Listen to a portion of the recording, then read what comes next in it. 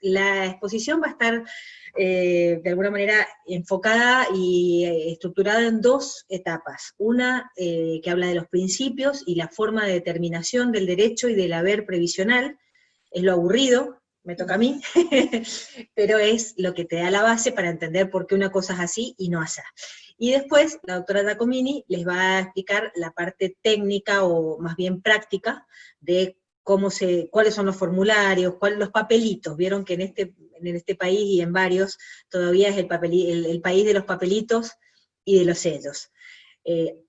De hecho, dicho esto, tenemos que decir que mucho de lo que va a decir la doctora Giacomini va a cambiar o ya está cambiando, o sea, está desactualizado en este momento por la pandemia, porque la pandemia está haciendo que, como ANSES no abre totalmente sus puertas, hay una plataforma virtual en la que se puede subir la documentación y hacer los pedidos, y muchos de los formularios que ella les va a explicar, quizás no haya que usarlos o no sean todos, pero bueno, conozcan la base, total, lo que abunda no daña.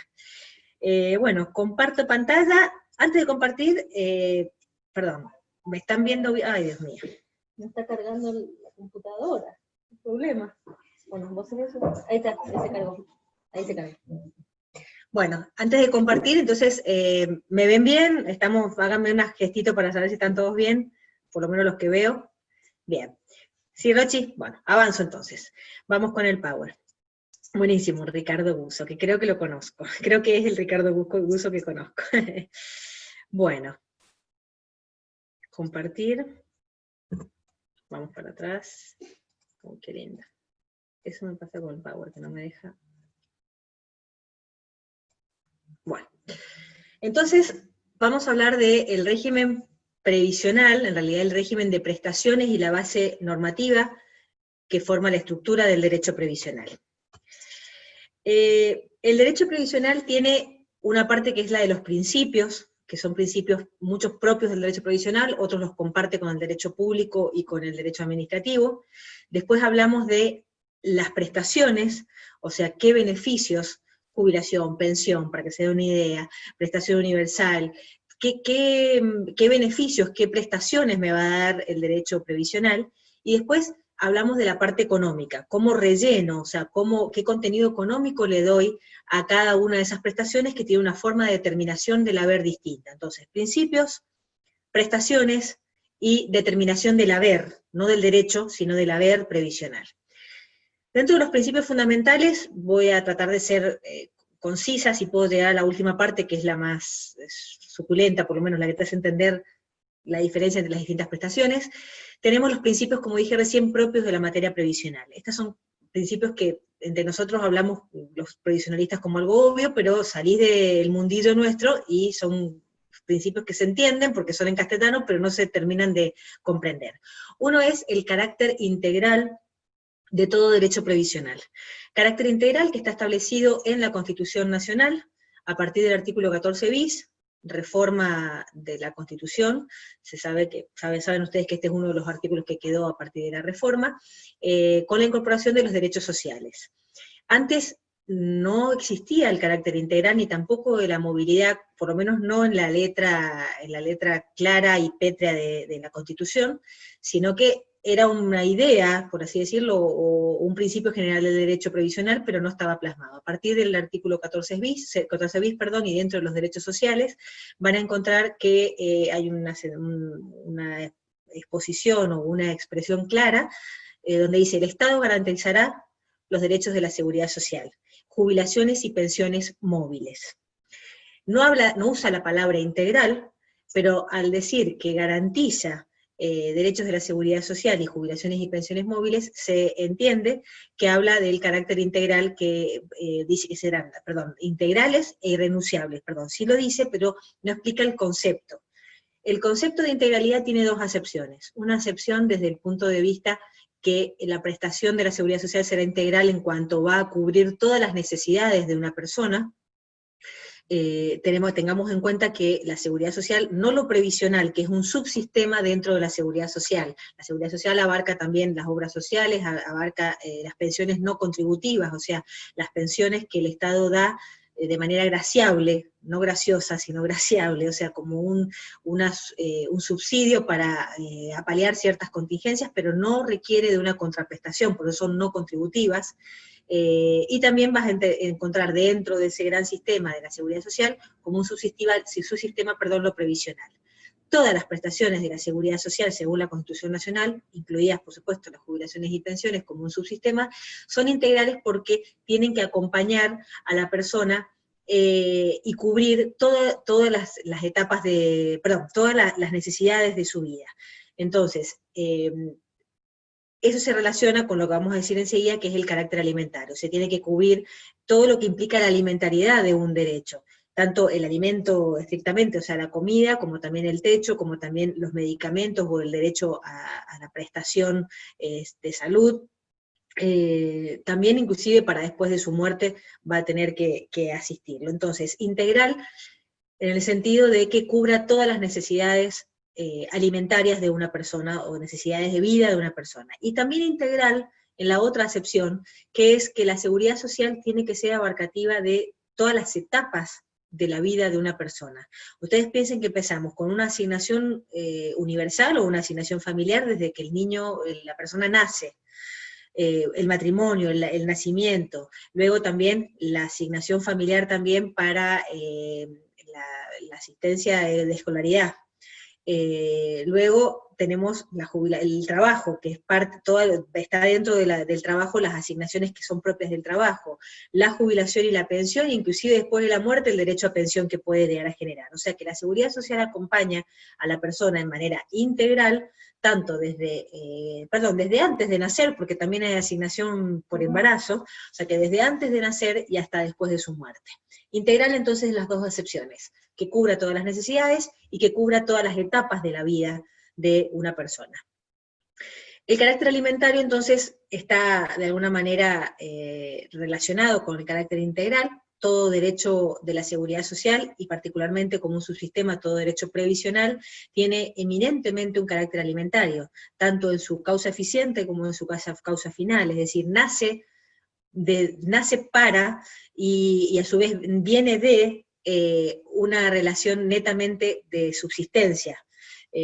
Podrá cobrar más o podrá cobrar menos, pero la razón de ser de la jubilación y la pensión es cubrir las contingencias de vida de una persona. No es un crédito en el sentido de un crédito financiero o para un ahorro, no tiene tampoco tributario, es directamente relacionado con las contingencias y las necesidades de vida de una persona, y muy asimilable, y de hecho viene de y relacionado del salario. Tiene la misma entidad. El salario se sabe también, y tendrán su charla seguramente con la gente de laboral, el carácter alimentario del salario se traslada o se relaciona directamente, pasa directamente a la jubilación y la pensión, con el agravante de que en la jubilación y la pensión lo que estás haciendo, cubriendo, es una contingencia. La razón de ser de todo derecho previsional es cubrir una contingencia que va a ser la vejez, y para eso tenés la jubilación, la muerte, que deja a personas que estaban a cargo del causante sin posibilidad de asistencia de carácter alimentario, entonces la contingencia de la muerte viene a ser cubierta por el derecho previsional, y también la contingencia de la incapacidad. Y ahí vienen la que se le dice la jubilación por invalidez, pero en realidad en los términos de la ley actual es retiro por invalidez. Esas contingencias son las que atacan la posibilidad productiva de una persona, y ahí sí se distingue del salario, en el sentido de que si bien los dos son alimentarios y los dos tienen la misma finalidad y esencia, en un caso se entiende que tiene una capacidad laborativa que le permite seguir generando ingresos de carácter alimentario, mientras que en los beneficios previsionales, mientras que la alimentariedad sigue estando, o sea, sigue necesitando la fuente productiva de los medios para poder cubrir y solventar esa necesidad de alimento, se corta, se ha acabado, o por viejo, o por enfermo, o por muerto. Entonces, de alguna manera esa persona no puede seguir produciendo, y es ahí donde la seguridad social es la que viene a intervenir para dar ese medio o ese ingreso. Todo esto entonces genera un tercer principio, que es el carácter tuitivo, asistencial, protectorio. Esos son sinónimos de alguna manera en nuestra materia. típicas y propias de la materia. Sin perjuicio que ya vamos a ver de que hay principios del derecho público y dentro del derecho público del derecho administrativo, porque estamos hablando de una relación de justicia no conmutativa, no de iguales, sino del Estado con respecto a un particular. Entonces tenemos principios que vienen también del derecho administrativo y se sabe, aunque no se vive ni se percibe, pero bueno, en la facultad y en los libros y en la doctrina se nos enseñó que la administración está al lado y no enfrente del administrado. La administración está junto con el administrado para llegar a la verdad objetiva. Si se están riendo atrás porque piensan en ANSES, en la FIB, bueno, sí, sé que no pasa en la vida real y termina siendo un contrincante más, o de los peores, el Estado litigando.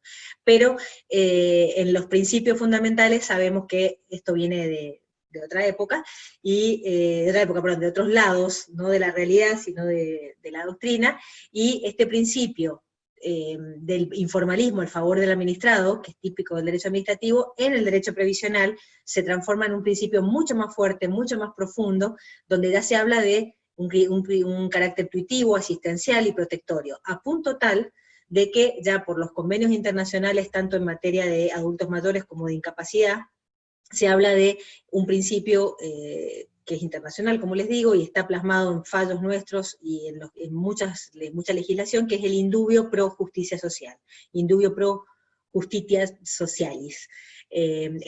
Pueden encontrarlo, una de las primeras aproximaciones, y ya que hoy no vamos a hablar de reajustes de haberes, en un fallo emblemático de la Corte de la Nación. Fue de los primeros fallos a partir de los cuales empezamos a hablar de la necesidad de ajuste, del carácter alimentario, del carácter tuitivo de los derechos, y por eso la posibilidad y la necesidad de un reajuste.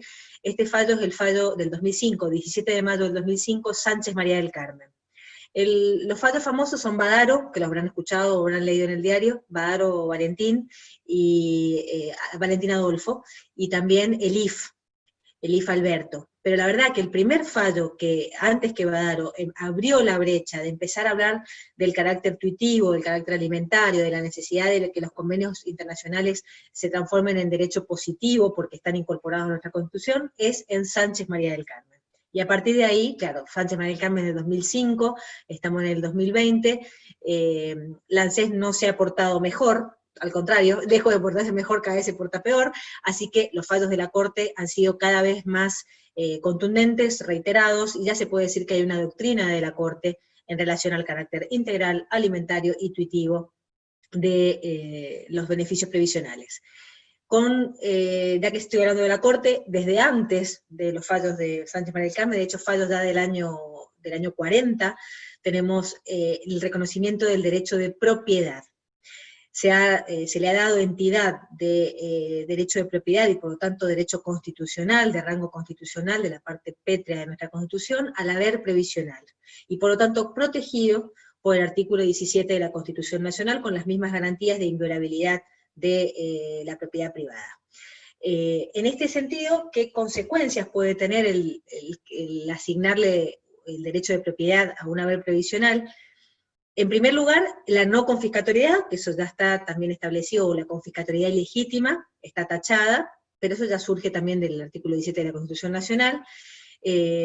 No puede ser afectado, no puede ser mermado, y ahí se relaciona de vuelta con el primer principio, porque estarías afectando la integralidad del haber si afectás o confiscás de alguna manera, en alguna proporción, el haber previsional. Un ejemplo de esto es muy reciente, y es los fallos, particularmente el fallo García María Isabel, en el cual la Corte determinó, después de muchos años que estábamos esperando este fallo, que no corresponde, por lo menos por ahora, y hasta que haya una reforma legislativa, no corresponde aplicar impuesto a las ganancias sobre las jubilaciones. Fallo del 26 de marzo del año pasado, García María Isabel. Y ahí otra vez van a ver de vuelta el criterio tuitivo, el principio de vulnerabilidad, que acá no está en esta filmina, pero empiecen a escucharlo porque también viene de los convenios internacionales y se está aplicando mucho como una pauta primordial a lo que es el derecho previsional, porque uno de los colectivos vulnerables son justamente los adultos mayores, reconocidos también por la Convención Interamericana de Derechos Humanos. Entonces, A partir de ahí, pueden tener como ejemplo que la Corte establece que por la vulnerabilidad del sujeto y por la integralidad del haber, no puede haber una confiscación o no puede haber una afectación, de alguna manera, del haber previsional sobre texto de aplicar un impuesto o un gravamen. Entonces, fíjense cómo la integralidad tiene incidencia, no es tan así en el aire, que parece un principio, que suena bonito, no, ¿pago o no pago? ¿Tributo ganancias o no? Si no, pregúntenle a la AFIP cómo se defendió en este caso y en todos los casos posteriores, porque obviamente es un colectivo de 350.000 personas en el país, no son la mayoría, por supuesto, los beneficiarios previsionales son 9 millones, pero 350.000 personas jubiladas tributan ganancias, y con este fallo, o a partir de este fallo, y por supuesto por el valor relativo de la cosa juzgada, van a tener que hacer juicio para poder lograr que no se les afecte el haber previsional con una jubilación. ¿Por qué? Porque la jubilación es derecho de propiedad, está protegido constitucionalmente, y el carácter integral de la jubilación estaría afectado en la medida que se le produzca una merma. Entonces ahí tiene un ejemplo de cómo el derecho de propiedad de rango, por supuesto, constitucional, incide en la integralidad del haber. En cuestiones más prácticas, van a ver que el derecho de propiedad entonces es inembargable, o sea, acá digo, ojo, es un derecho de propiedad, toda propiedad es embargable, pero este, a su vez, por el artículo 14 de la ley de jubilaciones, la 24241, se establece la inembargabilidad de las jubilaciones y pensiones. Solamente el artículo 14 establece dos excepciones, que es cuando el crédito por el cual se pretende embargar una jubilación o una pensión tenga carácter alimentario, o cuando se trate de litis expensas, no honorarios, sino litis expensas, o sea, las cargas de justicia. Me detengo un poquito en este tema de la embargabilidad de las jubilaciones y pensiones cuando el crédito tenga carácter, como dije recién, alimentario, por nuestros honorarios. Los viejitos son muy buenos, pero a veces no quieren pagar. Entonces tienen que tener en cuenta que el carácter alimentario reconocido a los honorarios profesionales, que es con lo que el abogado vive, justamente permiten la embargabilidad de la jubilación y pensión, y cuando les opongan este artículo 14 de la 24241, ustedes, si es que se los oponen, porque a esta altura ya no se plantea, pero si alguien se los opone, ustedes tienen el carácter alimentario del honorario que les permite entonces pedir el embargo, afectar el haber y pedir el embargo. En segundo lugar, también es un llamado de atención a este derecho de propiedad, porque cualquier propiedad entra dentro del acervo hereditario y se hereda. No. En ese sentido, este derecho de propiedad es sui generis, por así decirlo, porque es in titu personae, es un derecho de propiedad de esa persona, y si bien cuando ocurre la contingencia, como les dije recién, hay tres contingencias, vejez, invalidez y muerte. Cuando ocurre la muerte, esa prestación de ese jubilado que se muere puede pasar a otra persona, también es in titu personae, porque no pasa a la viuda, o al hijo menor de edad, o al hijo discapacitado, que son las tres personas que pueden ya tener derecho a la pensión, no pasan en carácter de herederos. De hecho, no hay que hacer sucesión, sino que es por delegación, o mejor dicho, por título legal. La ley establece que a esas personas también, in titu personae, la viuda, como dije, el hijo mayor de edad discapacitado o el hijo menor, solo a ellos va a pasar, no a los herederos. Un hijo mayor de edad que no está discapacitado no hereda la pensión de su padre. Pero yo lo cuidé, pero yo estuve cuidándolo de mi papá y pagué muchas cosas. Bueno, eso heredarás la casa, heredarás el auto, pero la jubilación de tu papá muere con él, ¿sí? Entonces, es derecho de propiedad, pero tiene ciertas aristas, digamos, por así decirlo, ciertas particularidades que no sigue a los derechos reales, por así decirlo, o al derecho sucesorio en su sentido común. Rápidamente, principios que derivan del derecho administrativo, aparte seguro van a tener alguna charla de derecho público, así que no me quiero meter en algo que no me corresponde, a ver si meto la pata, pero derecho administrativo que se aplica como derecho público, a su vez dentro de eso el derecho administrativo, y dentro del derecho administrativo el derecho previsional. La verdad es que nosotros ocurrimos ante la administración, y el organismo de aplicación es un organismo comprendido dentro de la estructura del Estado para juzgar, determinar el derecho, el haber, inclusive para ser también sujeto pasivo de algún reclamo judicial, que es la ANSES en general. También hay cajas no transferidas, ya se los voy a explicar, pero siempre es el Estado, sea con una caja o sea, con la ANSES, es el Estado. Entonces, ¿qué nos trae el derecho administrativo aplicable como un principio más general y aplicable a lo particular?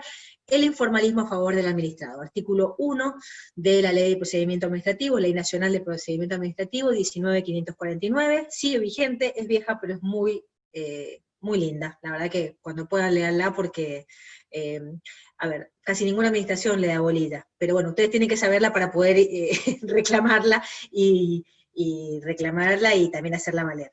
Parte de eso, entonces, van a ver en el artículo 1 los principios del derecho administrativo y se fija como una pauta de regla distinta al derecho civil, distinta al derecho conmutativo, la bilateralidad perfecta. Acá no hay bilateralidad. Se supone que uno está al lado, como dije recién, de la administración y el administrado van juntos en búsqueda de la verdad material. Esto influye, por ejemplo, en cosas concretas, de que si tengo que hacer un reclamo administrativo, un recurso, no tengo que enfocarlo dentro de ciertos parámetros y catalogarlo. La calificación del recurso está totalmente liberada, inclusive puedes poner recurre, puedes poner me quejo, y sin embargo la administración es la obligada a calificar y encuadrar el recurso, si es de reconsideración, si es jerárquico, si es, acá no hay alzada, pero si fuera algún tipo de recurso superior. Entonces, esta es una aplicación práctica del informalismo a favor del administrado relacionado con lo que les dije recién del carácter intuitivo, de que siempre ante la duda hay que estar en favor del beneficio, en favor del derecho y no contra. La instancia de oficio también es del derecho administrativo y también se aplica a lo previsional, a tal punto que la caducidad de las actuaciones que sí existen en derecho administrativo, en lo previsional no se aplica. Como mucho puede pasar que se archiven las actuaciones, se retomen y les paguen menos, ya les explico por qué, pero no perdés el derecho, no caduca el procedimiento. En principio la instancia corresponde y está en cabeza de la misma administración. Por supuesto que suena lindo, pero también es un problema, porque dependés de ellos para que el expediente se mueva. Esa es la parte de la vida real. Una cosa es la ley del equilibrio y otra cosa es andar en bicicleta. Yo puedo saber mucho de física, pero después no saber en bicicleta y los porrazos me los pego. Bueno, este es un porrazo que juega de alguna manera paradójicamente. La ANSES es la que lo tiene que mover el expediente, pero por eso mismo no me deja hacerlo a mí. Entonces ahí es donde cuesta también tener algún tipo de injerencia en la instancia del procedimiento. El principio de la verdad material, en contraposición a la verdad meramente formal del derecho civil y del derecho privado. Acá las solemnidades no rigen, por lo menos para determinar derechos, sino que a tal punto se busca la verdad material que se generan ciertos procedimientos, por ejemplo, verificación de servicios. Yo acompaño formal una certificación de servicios donde está firmada con todos los sellitos, el país de los sellos, como dije recién, y el país de los formularios, donde dice que trabajé para la Coca-Cola de tal época a tal época y cobraba tanto.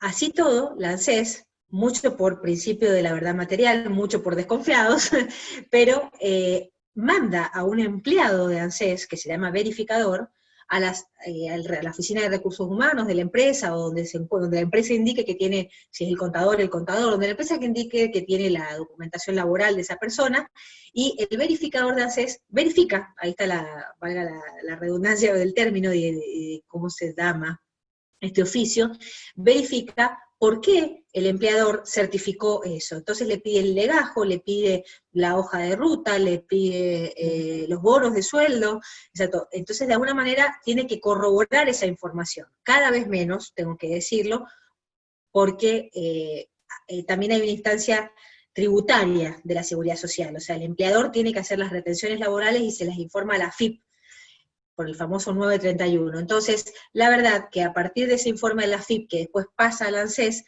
cuando el ANSES ve que lo que dice la certificación de servicios coincide con lo que dice la misma pantalla de ANSES, que se la informó la AFIP por un cruce de información, entonces ya las verificaciones no funcionan, no hacen falta y de hecho se desestiman.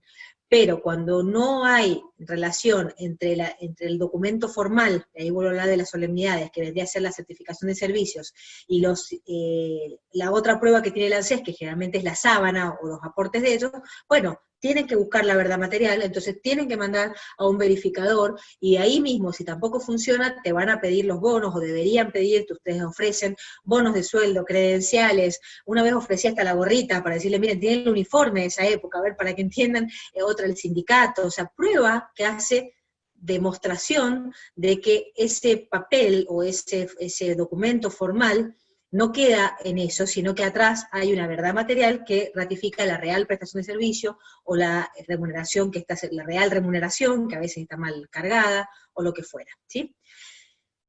Como dije recién, la instancia de oficio trae como contrapartida que no hay caducidad de las actuaciones, pero, ojo, la actuación no caduca y uno puede continuarla a pesar de que el tiempo haya transcurrido más de la cuenta, pero hay que tener en cuenta que no te van a pagar todo el tiempo que vos dejaste dormido un expediente. Entonces, el artículo 82 de la ley vieja de jubilaciones, que se mantiene porque la ley nueva, la 24241, a través del artículo 168, dice, la 18037 sigue rigiendo en tal y tal artículo. Bueno, uno de esos es el artículo 82 de la ley vieja, que es la 18037, que establece la prescripción de los haberes. Significa que el derecho no caduca, el procedimiento tampoco, o sea, yo sigo teniendo derecho y el procedimiento retomo el mismo, el que yo tenía sin resolución final, pero te voy a pagar hasta, artículo 82, 2 años para atrás, si es un beneficio, un reajuste, algo de una jubilación que ya estaban dando y yo pedía un ajuste, y 1 año para atrás, si yo estaba pidiendo el derecho, el nacimiento del derecho. En el artículo 82, entonces, fija la prescripción de los haberes. Los haberes prescriben, el derecho no caduca, ni prescribe. ¿Se entiende? El derecho sigue, el procedimiento sigue, lo que prescriben son los haberes, o sea, la plata. ¿Cuánto te voy a pagar? Si te dormiste con el expediente 10 años, no te voy a pagar 10 años, te voy a pagar 2 años si ya estabas jubilado, o 1 año si era para jubilarte. ¿Ok? Esa es la parte de la prescripción. Y la otra excepción o la particularidad de la no caducidad de las actuaciones es que yo tengo un procedimiento, llegué a una resolución final, seguramente adversa, porque si no, no estaríamos hablando de esto, o se archivaron las actuaciones y quedó en la nada, yo puedo rehabilitar la instancia administrativa. La rehabilitación de la instancia administrativa podrá hacerse por vía de recursos, porque puedo plantear un recurso y los plazos en principio no son tan estrictos, hay plazos, por supuesto que hay un plazo de revisión y demás, pero si se me pasa ese plazo de la revisión, que son 10 días o 30 días, según el tipo de recurso que uno pueda iniciar, aquí es derecho administrativo puro, tengo algo que es derecho previsional, que es la reapertura administrativa en sede previsional regulada por la ley 20.606. Miren qué vieja que es la ley, pero sigue estando. ¿En qué consiste? El procedimiento se cerró, se terminó, se me pasaron los plazos para los recursos, o me dijeron no te voy a dar la jubilación, o sea, se resolvió. Pero yo ahora aparezco con una prueba nueva. Entonces, es posible la reapertura de la instancia administrativa, tiempo que sea después del cierre del procedimiento principal, sea, quiero decir, 1 mes, 3 meses, 3 años, 10 años, no importa. Reabro la instancia administrativa y digo, todo lo que dije en el primer procedimiento lo retomo. Toda la prueba que acompañé, todos los bonos, y ahora traigo un bono nuevo, o traigo una prueba nueva. Entonces, cuando uno trae nueva prueba, puede solicitar la reapertura de la instancia administrativa previsional, conforme a esta ley. ¿Y qué va a pasar? ¿Desde cuándo me van a pagar? Desde ahora, porque me estás trayendo nueva prueba. Acá no rige el principio del año anterior o 2 años anteriores, porque en realidad el procedimiento estaba cerrado, se terminó, y vos venís a reabrirlo. Pero lo bueno es, a diferencia de lo que pasa en el derecho civil, que una vez que un proceso se termina y no recurriste, se terminó para todo el resto del viaje, salvo que lo vuelvas a iniciar dentro de los plazos de prescripción. Acá no hay ni siquiera plazos de prescripción del derecho, o de la acción. Uno lo puede reabrir en cualquier momento, acompañando nueva prueba. Esto entonces, típico del derecho administrativo.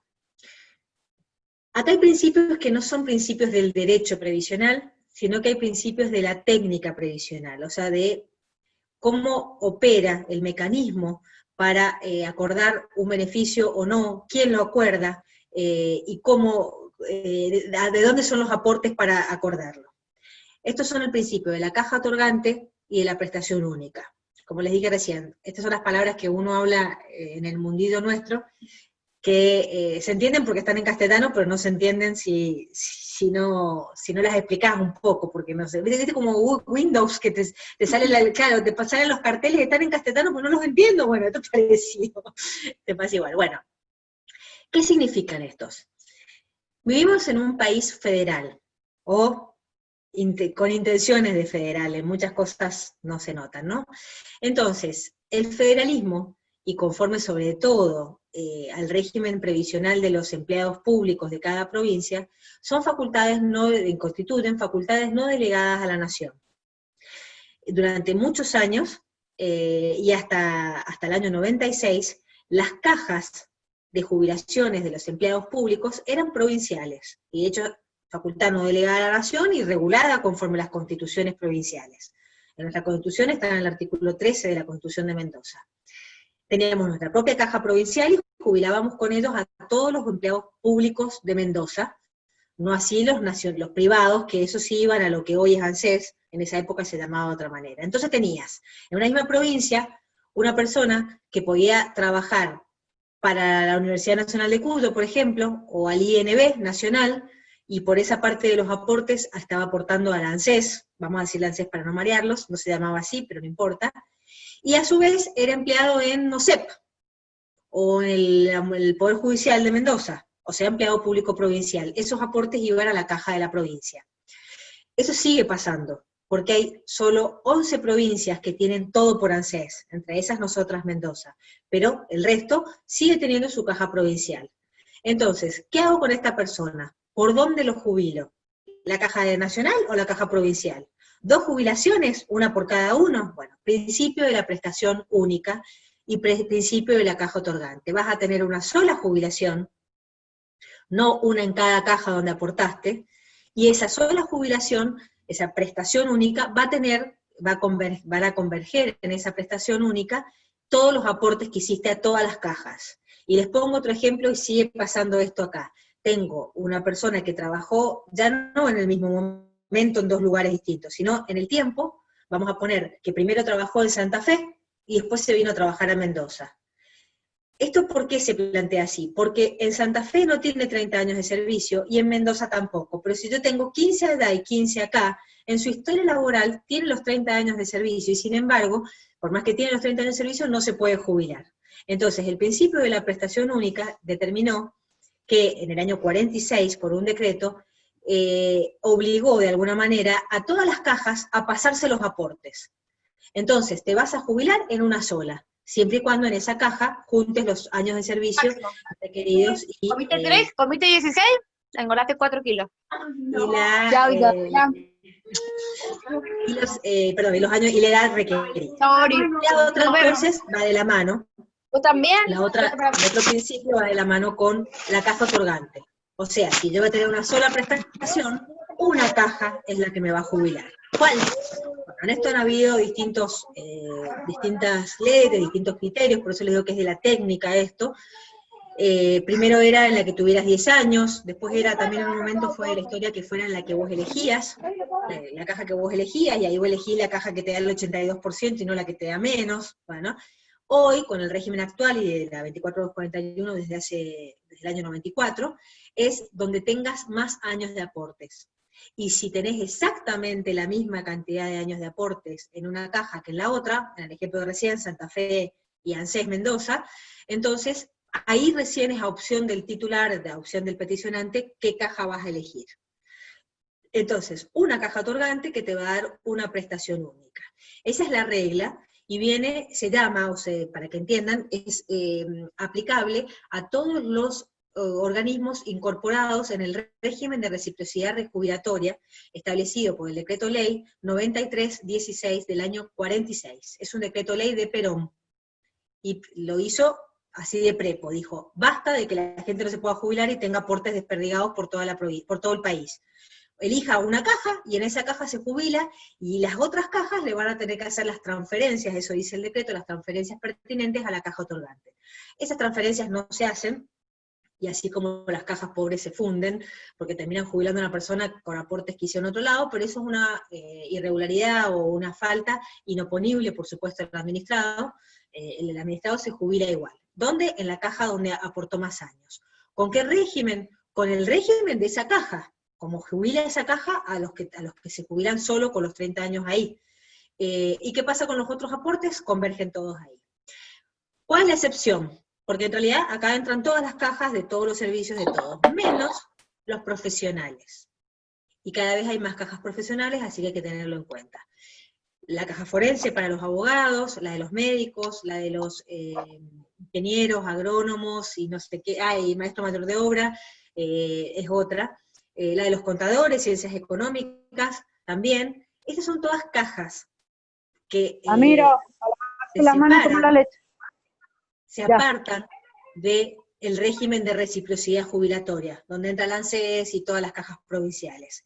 Estas cajas son cajas que ellas reciben el aporte, lo sabrán por la caja forense y lo que cuesta pagarla, y supuestamente no, ellos mismos tienen que financiar con ese mismo aporte el pago de la jubilación de sus propios beneficiarios. No reciben de otras cajas, no reciben tampoco de los impuestos. Por ejemplo, la ANSES recibe una gran porción de recaudación de impuesto a las ganancias.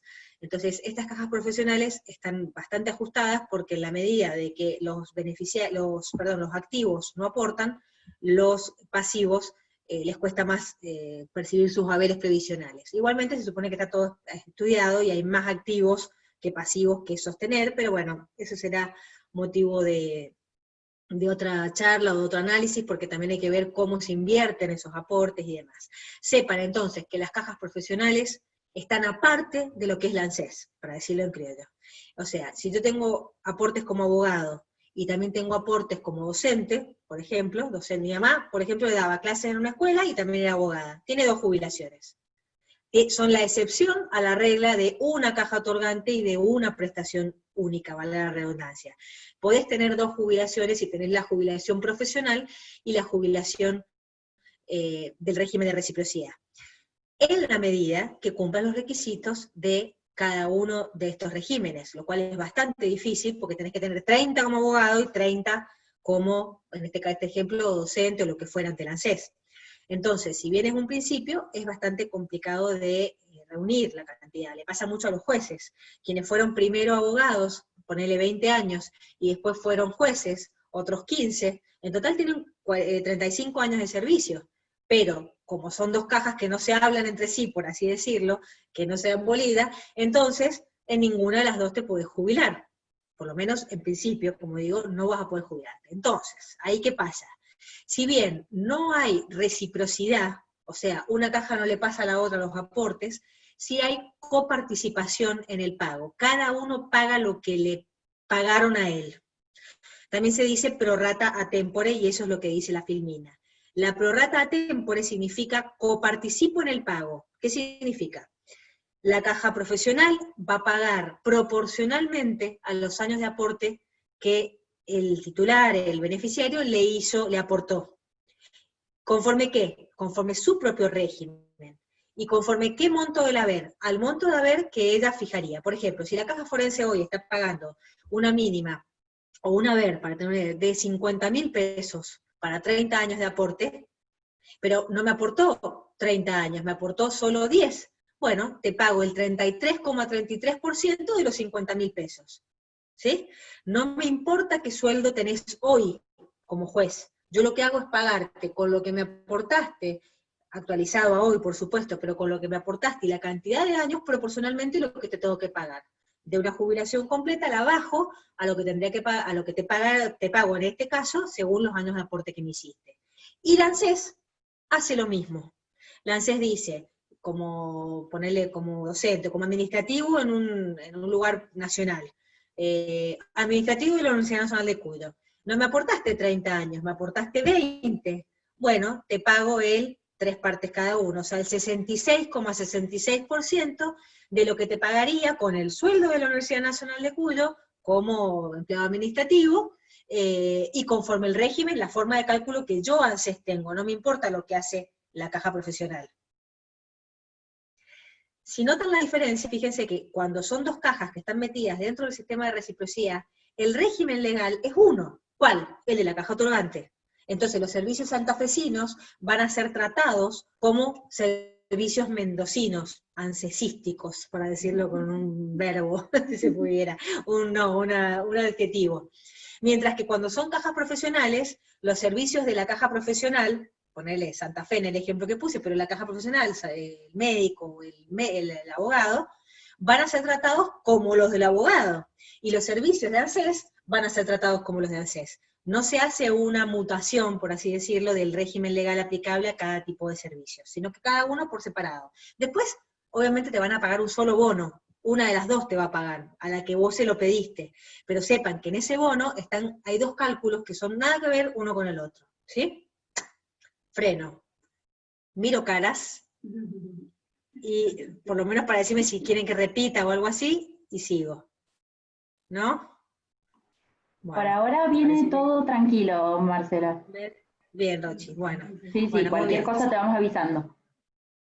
Esta es la parte fea, vieron principios y se mezclan, pero bueno, entonces, principios del derecho previsional que siguen funcionando y hasta para fallos de ganancias, de impuestos a las ganancias, principios del derecho administrativo que se aplican porque se aplica la ley de procedimiento administrativo, de hecho no hay una ley de procedimiento, eso no se los dije, no hay una ley de procedimiento previsional, así que tenemos que usar la Ley Nacional de Procedimiento Administrativo, 19.549, y sobre todo el decreto reglamentario, 1759 del año 72, que es todavía más lindo que la ley. Insisto, a ANSES no se la nombren porque no saben de qué le están hablando, pero ustedes sépanla porque está muy buena, y es la que les da las herramientas para discutir la parte procesal, que no tenemos nada procesal en administrativo, en previsional, perdón, y esta cuestión técnica de qué caja me jubila y qué prestación, cuántas prestaciones voy a tener, ¿sí? Estos son los principios. Vamos a seguir aquí. Tiki. No me da bolita. No me deja. Ahí está. ¿Qué derechos tiene la seguridad social? La seguridad social se traduce en prestaciones que en realidad vienen, como dije al principio, a cubrir una contingencia: vejez, invalidez o muerte. Estas contingencias generan un derecho de cobertura y se materializan en una prestación. Entonces, la vejez va a generar, por principio general, y para no marearlos porque hay varios tipos de prestaciones, pero la más común es la jubilación. La invalidez, el retiro por invalidez, así se llama en la nomenclatura de la ley 24241, ley actual de jubilaciones, y la muerte genera derecho a pensión. Entonces, primero vamos a separar, y fíjense que en la filmina se los he separado dos columnas, muchas veces se mezcla esto, ustedes tienen que entender que una cosa es determinarte el derecho, tenés derecho a la seguridad social, a una prestación previsional, y la otra es, después hablemos de cómo te pago. Entonces, determinación del derecho, hablamos de requisitos, edad y servicios para poder jubilarte. Y cuando hablamos de la determinación del haber, hablamos de dinero, del contenido económico con el que vas a rellenar ese derecho. Nos volvemos entonces a hablar de la determinación del derecho. Sepan que son dos compartimentos cuasi estancos. Yo a los clientes les digo, en este despacho donde está hablando conmigo, estamos hablando de si usted tiene derecho, pero ¿cuánto voy a cobrar? Primero veamos si tenés derecho. Entonces, veamos los requisitos para poder jubilarte. En el despacho de al lado, que está mi papá, de hecho, el señor que está al lado le va a decir cuánto le va a pagar, que casi que no tiene nada que ver, es otro despacho. Hay una banderola que los comunica, porque por supuesto que si me traes 80 años de servicio contra solo 30, bueno, obviamente te voy a jubilar mejor, o sea que hay una relación, pero podés tener unos buenos sueldos que te hubieran dado una hermosa jubilación, pero si no tenés los 30 años de servicio, o, lo más común, no tenés la edad jubilatoria, no podés jubilarte, y seguí aportando lo que estás aportando y te cobrando lo que estás cobrando. Entonces, primero hablemos de los requisitos. Los requisitos, entonces, en principio tengo que decirles que esto es una mesa con dos patas, y tienen que estar las dos. No puedo tener una muy larga que me supla la otra, y que me haga que no. La mesa se me cae. Yo tengo que tener una mesa con dos patas. La pata de la edad y la pata de los servicios. Son dos pilares de los requisitos para la determinación del derecho previsional. Hablo de vuelta no jurídico, o sea, las dos patas. Una edad mínima, no máxima, y ahí es donde la gente dice, ya tengo que jubilarme porque tengo 60 años, dicen las mujeres. No, es a partir de los 60 años, es mínimo 60 años de edad para la mujer en el régimen general, y la otra pata es la de los servicios, normalmente, salvo casos especiales, los 30 años. Entonces, ¿cuáles son las dos patas? Los dos requisitos, edad y servicios. Tenemos dos regímenes, y para poder explicarles, dos grandes ramas de regímenes, perdón, para poder explicarles los requisitos tienen que saber que hay un régimen general, régimen común, régimen prioritario también se le dice, que es el que está establecido en la 24.241. O sea, el régimen común, que me fija requisitos de edad y servicios comunes. Sin meterme en explicarles cada uno, tienen que saber que hay otra gran rama de regímenes que son distintos al régimen común, por eso yo les puse acá regímenes no comunes, y que son distintos en alguna de las dos patas, en la edad o en los servicios. Estos son los regímenes insalubres, donde en atención a la tarea desempeñada, el legislador, y también tengo que decir que muchas veces por la presión gremial, por más que por la tarea, ha determinado que son tareas que merecen un tratamiento distinto, diferenciado, en relación a la insalubridad de su tarea, atendiendo justamente a la posibilidad de que la tarea sea insalubre, o determinante de vejez o agotamiento prematuro.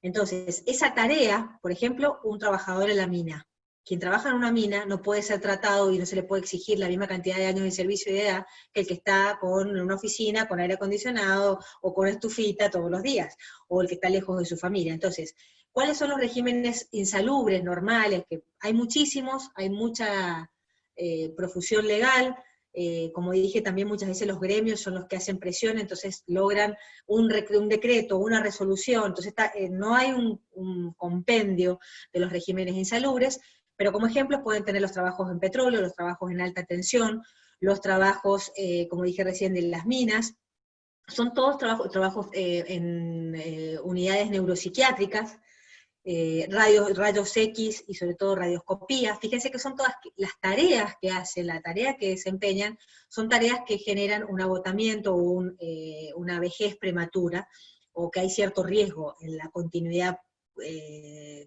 larga o muy prolongada, perdón, de la prestación de servicios. También como un régimen no común y que altera parte de lo que suele pasar con el régimen general, son los que denominamos regímenes especiales.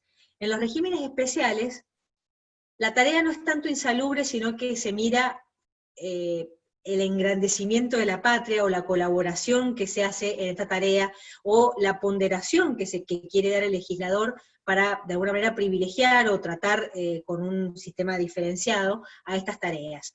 Acá tenés al juez, al docente universitario, son personas que además de jubilarse con las patas distintas, o sea, con menos edad o con menos servicios y con menos servicios muchas veces, se van a jubilar con determinación del haber, o sea, por un porcentaje de dinero mejor. La forma de determinación del haber, la proporción del haber con respecto a sus salarios, es mejorada.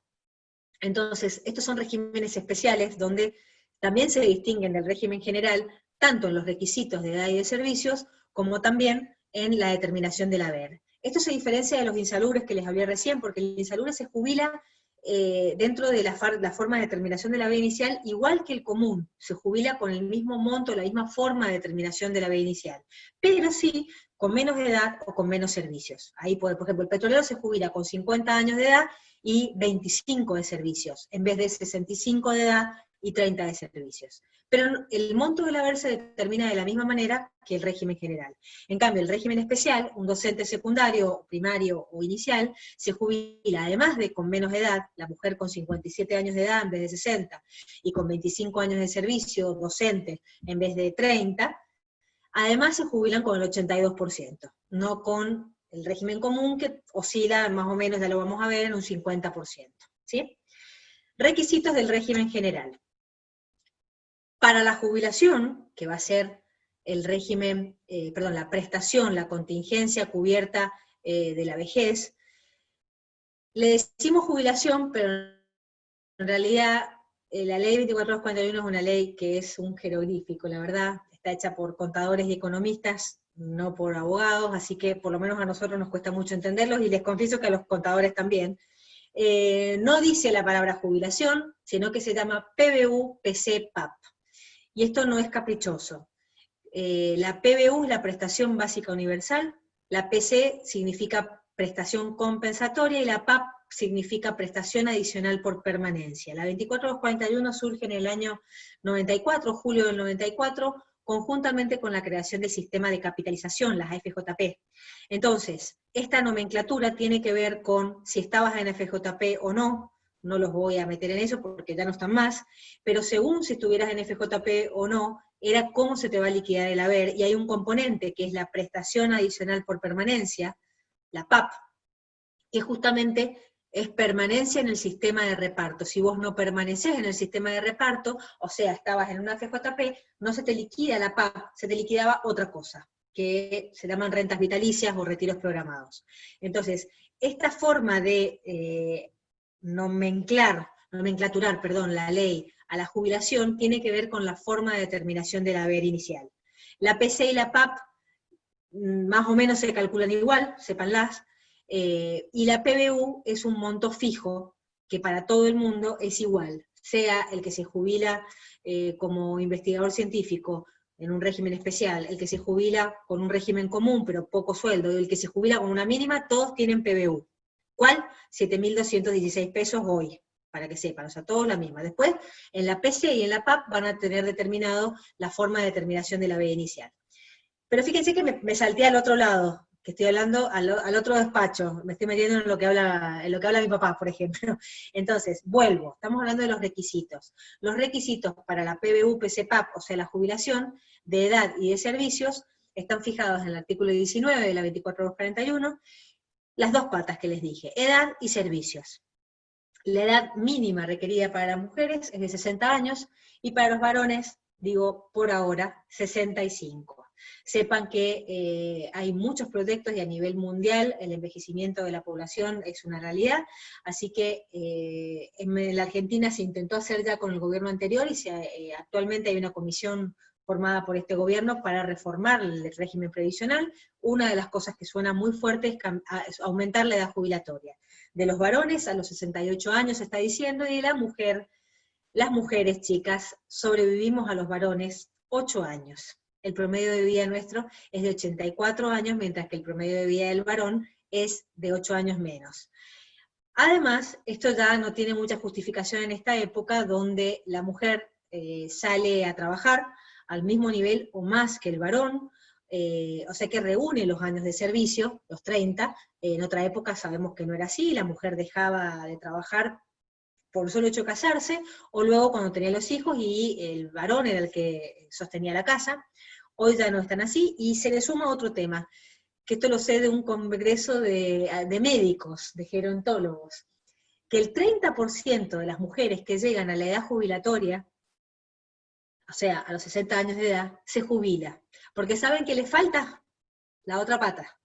O sea, ¿de qué me sirve que me jubiles a los 60, privilegiadamente de alguna manera antes que al varón, si no tengo los años de servicio? O porque no trabajé cuando era joven, o porque cuando tuve hijos paré, o por lo que fuera, o porque realmente, bueno, empecé a trabajar tarde, entonces no tengo los años de servicio. Por eso muchas mujeres, por ejemplo en la administración pública provincial, llegan a los 60, son emplazadas, y ya se defienden, y ustedes los van a defender con un recurso, diciendo rechazo el emplazamiento por improcedente, porque el artículo 19 dice que tengo que tener las dos patas.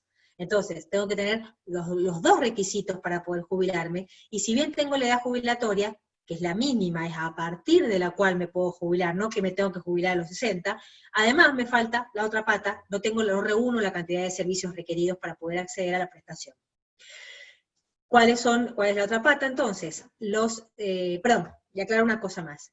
Tanto así es que el mismo artículo 19 le da la posibilidad a la mujer, y no al varón, de extender, de prorrogar el emplazamiento para jubilarse, optar para jubilarse recién a los 65 años. Entonces, en el caso de que el empleador emplace a una mujer a los 60 años a jubilarse porque reúne los requisitos, e inclusive tiene los requisitos los dos, de servicios y de edad, el mismo artículo 19 habilita a la mujer a ejercer la opción de prórroga hasta los 65 años, y el empleador va a tener que sostenerla en el trabajo, aún cuando esté totalmente en condiciones de trabajar. Artículo 19, entonces, de la 24.241. Con respecto a los servicios son 30 años con aportes. Aclara eso la ley, pero después hay que aclarar que hay muchas situaciones donde hay situación de relación de dependencia, por ejemplo, en la que no hay obligación de aportar y sin embargo sí se cuenta para la jubilación. Un ejemplo de esto es el periodo de prueba. El periodo de prueba, normalmente por la ley laboral, 3 años, pero si después la persona continúa en el trabajo, o sea, se lo contrata efectivamente, esos 3 meses cuentan. Pero bueno, para que tengan una idea general, lo que quiere decir es que esté sujeto a aporte, porque uno puede tener servicios, cantidad de servicios ad honorem, o que de alguna manera no esté, por blanqueo laboral, y esos no van a estar incluidos para la determinación del derecho de los 30 años de servicio. Entonces, más que tenga aportes, lo que está queriendo decir es que genere obligación de aportar, ¿sí? Esto viene sobre todo a colación cuando el empleador no hizo el aporte, no le informó a la AFIP en 931, o sí lo informó, pero no lo pagó. Ese es un tema entre la administración, para que ustedes puedan defender a sus clientes, es un tema entre la administración y el empleador que no hizo el aporte. Pero si la declaración jurada está, o la relación de la prestación de servicio está, la verdad material, otra vez lo que hablábamos al principio, y la transferencia del aporte no estuvo hecha, ustedes tienen derecho igualmente a pedir la jubilación y a pelearla, por supuesto, con uñas y dientes, porque el ANSES siempre va a estar mirando el aporte, por supuesto, pero sobre todo la transferencia, la integración del aporte es un tema que tendrá que perseguirlo, la ley persecutoria de esto, y la fiscalización la tiene la AFIP, no la ANSES, o sea que en todo caso será un tema de multas y de inspecciones que tiene que generar la AFIP con el empleador, pero el 9 de 31, o sea, la declaración jurada del empleador diciendo tengo a tal empleado, está, por lo tanto la ANSES sabe que esa persona trabajaba y qué sueldo tenía con respecto a ese empleador. Si el empleador no pagó, es tema del empleador y el AFIP, lo repito, porque eso está mucho en el folclore, sobre todo decir, no me hicieron los aportes. No importa si no te lo hicieron, pero si estás registrado, igualmente tenés derecho y la ANSES te lo tiene que tomar. Y te lo toma, en general te lo toma. El problema es cuando no hizo la declaración jurada y estuvo totalmente en negro, ahí cuesta mucho más, por supuesto, porque no hay nada en sistema, nada. ¿Qué tipo de servicios se pueden reunir? Hay 2 grandes tipos de servicios. La relación de dependencia, ley de contrato de trabajo en general, y servicio doméstico para los casos excluidos, y el autónomo, el que todo el mundo le dice independiente. La relación de dependencia, entonces, debe tener un empleador, el empleador me somete a sus reglas técnicas, mientras que el autónomo es independiente, no está sometido a ninguna regla técnica. La relación de dependencia se registra a través del empleador, como dije recién, por sistemas informáticos 931, o a través de los libros, cuando habían libros de sueldos y jornales, y el empleador tiene que hacer una certificación de servicios para certificar eso, o por lo menos darte bonos, alguna prueba, mientras que el autónomo, al no tener un empleador, por supuesto que soy yo mismo, ¿quién me certifica esos años? La AFIP, porque el aporte del autónomo se le hace a la AFIP. Es como si mi empleador, mi patrón, fuera la AFIP, no es así. Yo no soy empleada de la AFIP, sino o sea, estaríamos chochos, cobraríamos mucho más lindo, pero bueno, igual no me gustaría, porque no podríamos hablar de criterio intuitivo y nada, todo esto que hablamos ahora. Pero de alguna manera la AFIP es la que va a certificar que hiciste el aporte, que lo hiciste en tiempo y forma, porque lo podrías haber hecho pero tarde, y que no me debes nada. Eso se hace a través de un sistema informático, y dentro de los sistemas informáticos que tiene la AFIP hay uno que son aplicativos. Este se llama SICAM, Sistema de Información Contribuyentes Autónomos y Monotributistas. No lo usan mucho los contadores, lo usamos los previsionalistas, hemos tenido que aprender a ser un poco contadores con esto, porque en el SICAM, que lo ingresás a la página de la AFIP con clave fiscal, y la doctora les va a mostrar un poquito de eso, pero en el SICAM, ¿qué haces? Le decís, AFIP, yo trabajé, estamos hablando de servicios, la pata de los servicios, desde tal época a tal época, y pagué, en teoría, de tal época a tal época, o no pagué, determiname la deuda, y la AFIP te larga la deuda, si pagaste, si no pagaste, tiene que estar en cero, salvo que haya alguna moratoria, pero tiene que estar en cero, porque esa certificación, que se llama AFIP, y que dice que tenés 50 años de aporte, tenés 30 años de aporte, y con deuda cero, esa certificación que no se llama certificación, se llama SICAM, liquidación en SICAM, es la que vas a llevarle al ANSES como prueba. La diferencia entre esta certificación que hace la AFIP y la que te hace el empleador es que esta no genera, la del SICAM, ningún tipo de discusión. Si la AFIP dice que no debes nada, la ANSES se queda en el molde. Si la AFIP dice que debes, te va a decir la ANSES, bueno, las boletas para pagar esto que debes, bueno. Ese es el SICAM tan famoso que alguna vez puede ser que hayan escuchado, que es la certificación de servicios y de aportes como autónomo, y la Filmina le falta aclarar monotributista. El monotributo es un tributo, por así decirlo, unificado, por eso es monotributo, que congrega a partir de noviembre del 98, antes no había monotributo, congrega un componente tributario, un componente previsional, que es el autónomo, jubilación, y la obra social. En un monotributo, Cavallo creó el sistema de pequeños contribuyentes, y simplificados, creo que también, pequeños y simplificados contribuyentes, que son los monotributistas, para asegurarse que pagaran, que alguien pagara, aunque sea un mínimo, porque es más barato, mucho más barato, pero así mucha gente empezó a pagar, regularizó su situación y paga IVA y ganancia en el componente tributario, y puede facturar, paga un componente de autónomo muy mínimo, muy básico, lo único que le garantiza es la jubilación mínima, no importa en la categoría que estés, la categoría puede ser muy alta, el monotributista puede estar pagando mucho, pero ojo, está pagando mucho por el componente tributario. El componente autónomo siempre es el mismo, así que siempre va a tener la mínima el monotributista categoría B que el categoría J. Y el componente de obra social, que se puede llegar a desafectar si tiene una obra social por otro lado, que justamente es el componente de salud. En ese monotributo se juntan los tres. Hay una excepción a esto de que son dos patas y que tienen que estar las dos, que es la compensación, ahí está en la Filmina, compensación por exceso de edad, que está en el mismo artículo 19. Si me falta edad, sonamos, les aviso. No hay jubilaciones anticipadas, o la hubieron en una época de la historia, pero la última fue en el 2007, y ya no hay más. Pero si me faltan servicios, y me sobra edad, todo lo que me pasé de la edad jubilatoria mínima, 60 mujer y 65 varón, la diferencia, o sea, lo que te pasaste, de la diferencia, la mitad sirve para los servicios que te faltan. Por ejemplo, tengo 62 años, mujer, me podría haber jubilado a los 60. ¿Cuánto me sobraron? 2 años. Si me sobraron 2 años, la mitad de 2, o sea, 1 año, me sirve para completar los años de servicio que no tengo. Ponele que tengo 29 años, más 1 por exceso de edad, con eso llegaría a los 30 años, que en realidad 29 son de servicios efectivos, 1 es por compensación por exceso de edad. Esto rige tanto para el exceso de edad en años, como en meses y hasta en días. Entonces, si me pasé, no 2 años, sino 2 años, 6 meses y 20 días, ¿cuántos servicios voy a poder compensar? La mitad de 2 años, o sea, 1 año, la mitad de 6 meses, o sea, 3 meses, y la mitad de 20 días, 10 días. Y con eso lo voy a sumar a los años de servicio efectivos que tengo, relación de dependencia o autónomo, para llegar a los 30.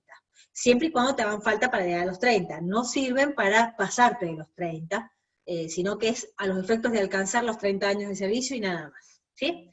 Esta es la base de la jubilación. Edad y servicios, repásenlo visualmente, hay mínimos, hay posibilidad de prórroga, la edad no se arregla, el DNI no miente, las arrugas tampoco, y los servicios sí se pueden llegar a completar con la edad. O, y acá va el gran paréntesis, con la moratoria de ama de casa que todo el mundo dice. La moratoria de ama de casa no es de ama de casa, es autónomo, es lo que está acá.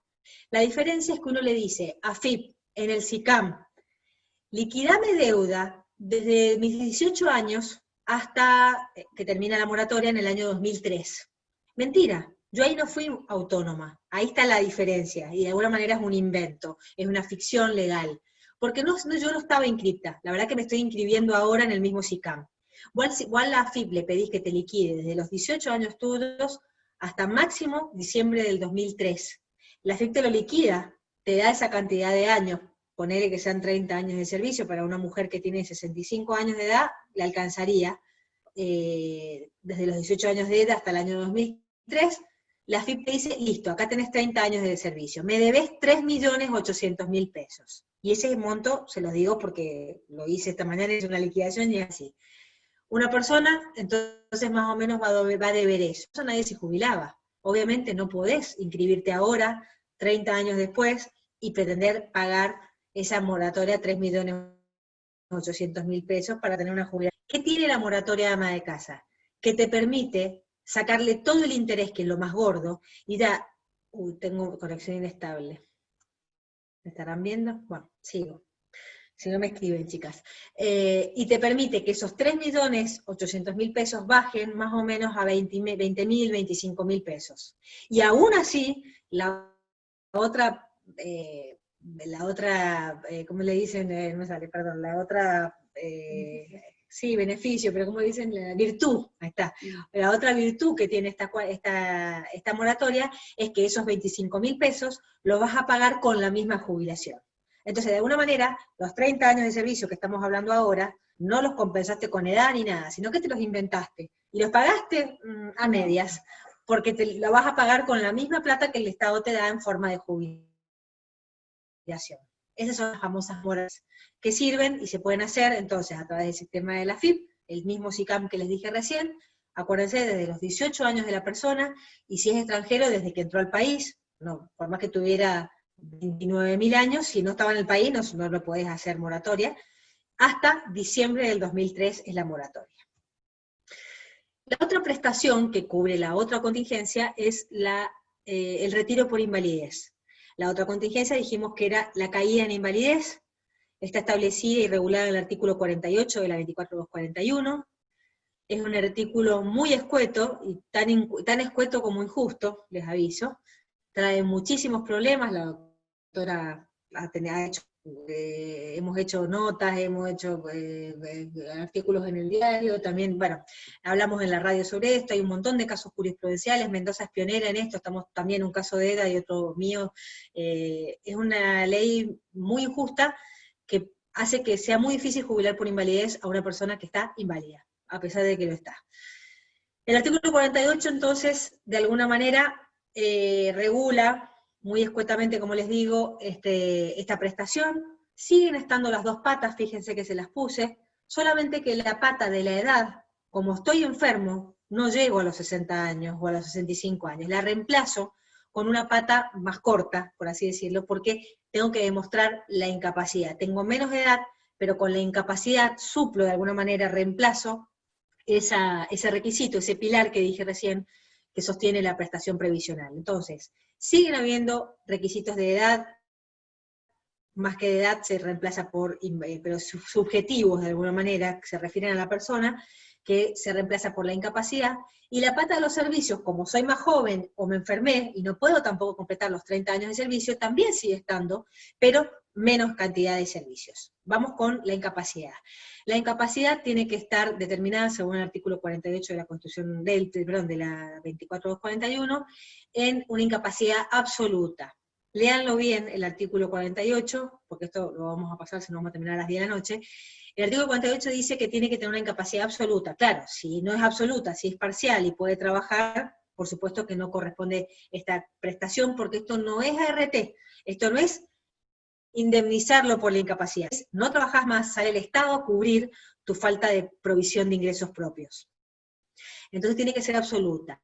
El mismo artículo dice, se presume que la incapacidad es absoluta cuando supera el 66%.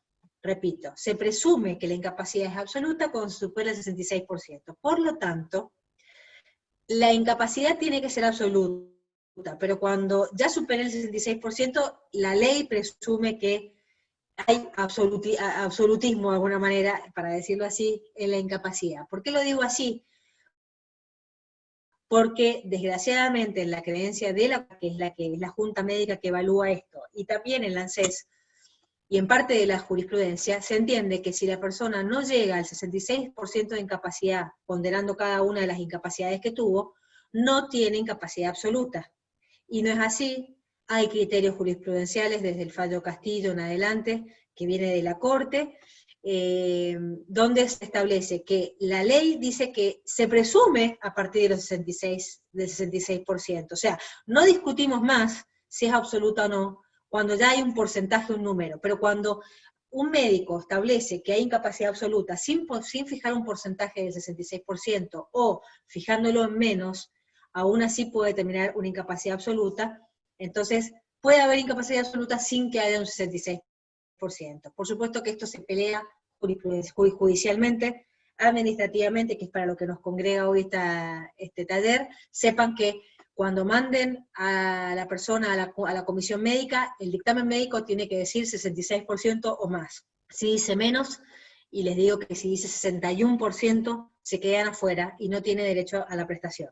Ahora, cuéntenme ustedes qué persona con un 60 o un 55% de incapacidad, y generalmente son personas de 50 y pico años, pueden realmente conseguir trabajo. O sea, si realmente tienen capacidad laboral para reinsertarse en el mercado laboral. Por supuesto que no, y eso es lo que nos hace terminar en juicio a todos nosotros con estos casos. ¿Quién te evalúa? Comisiones médicas dependientes ahora de la Superintendencia de Riesgos del Trabajo. No, Superintendencia ahora es Superintendencia de Seguros de la Nación. Son las mismas comisiones médicas que evalúan la incapacidad, los efectos de la SRT. Acá físicamente tenemos 3 ahora, ¿no? Una en el sur, otra en San Martín y otra acá. Esto desde el año pasado, siempre hubo una, desde el año pasado pusieron 2 más. Son terribles, son demorosas, y además usan unos baremos, que es lo que les he puesto acá. El baremo es la forma de medición de la incapacidad. Ustedes van a tener al cliente con el certificado médico hecho por un médico como mucho legista o un médico particular, que no usa los baremos que usa, o sea, las formas de medición que el decreto 478 del año 78, es por decreto, para que vean, establece para ponderar cada enfermedad. Entonces, lo que puede usar un médico normal o un médico legista va a ser mucho más beneficioso, o por lo menos más ajustado a la incapacidad que pueda tener una persona, que el baremo que va a usar la comisión médica, que son siempre mucho más mermados y gravosos. Entonces, una misma incapacidad que en baremos normales o en baremos legistas te van a dar un 30%, en el baremo que tiene el 478 y que te aplica la comisión médica va a tener un 10% o un 15%. Y a su vez, la forma de evaluar, si conocen los sistemas de baremos, la forma de evaluar no es acumulativa. Se usa el sistema de Baltasar, como el Rey Mago, pero acá hace magia, pero para la magia negra. El Baltasar con TH, Baltasar. El sistema de Baltasar rápidamente lo que hace es ir por el residual. Entonces, si vos tenés 30% de incapacidad por una patología, ese 30% se le resta al 100% de una capacidad completa. O sea, una persona sana tiene 100%.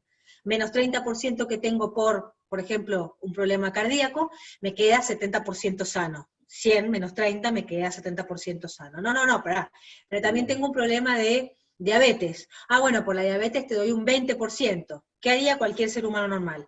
30 del corazón, más 20 de la diabetes, 50%. No, es 30 del corazón, me quedó un 70%. El 20% que le tengo que sumar de la diabetes es el 20% del 70% sano. Y chicos, el 20% del 70% no es lo mismo que el 20% del 100%. El 20% del 70% es el 14%, no el 20%. Entonces, al 30% del corazón le tengo que sumar un 14, no un 20. O sea que tengo un 44, no un 50. Si empiezan a sacar la cuenta, se dan cuenta que no llegan nunca, o les cuesta mucho llegar al 66%, y hasta que la pobre persona no esté postrada o muriéndose, les va a costar mucho, sépanlo. Esto con respecto a la incapacidad, solo les agrego que existe una incapacidad de ganancia. La incapacidad de ganancia es la capacidad real que tiene esta persona en el contexto social, o sea, en el lugar donde vive, y en el contexto profesional, o sea, a qué se dedicaba, y la capacitación que tiene toda su vida laboral, para realmente poder insertarse o no en el mercado laboral. El artículo 48 excluye expresamente la ponderación de la incapacidad de ganancia. Con lo cual, si yo tengo un chofer de camión que durante 30 años trabajó de quemada, molida, que no puede revolear ni nada, ni ni nada, ni siquiera a la mujer. No puede levantarse del sillón de mi estudio, de hecho. Les estoy poniendo un ejemplo concreto. No puede levantarse, toca ayudarlo a levantarse. ¿A ese hombre ustedes creen que alguien le va a dar un trabajo en un estudio jurídico, o en un estudio contable, o en la misma ANSES, si no sabe usar una computadora, de casualidad que puede, en palabra, hablar, porque tampoco hablan de una manera fundada, o no tienen capacitación? Bueno, eso es esa sería la incapacidad de ganancia. Además, este hombre tiene 54% de incapacidad, según la comisión médica, y tenía 55 años de edad al momento que lo revisaron. ¿Quién le va a dar trabajo cierta, real, de reinsertarse en el mercado laboral? Tiene este camionero, en esta época y en este país y en este contexto social. Esa es la incapacidad de ganancia, que también la van a ganar judicialmente, pero no la van a poder conseguir, porque aparte el mismo artículo 48 lo prohíbe, a nivel administrativo y médico por medio de la comisión médica.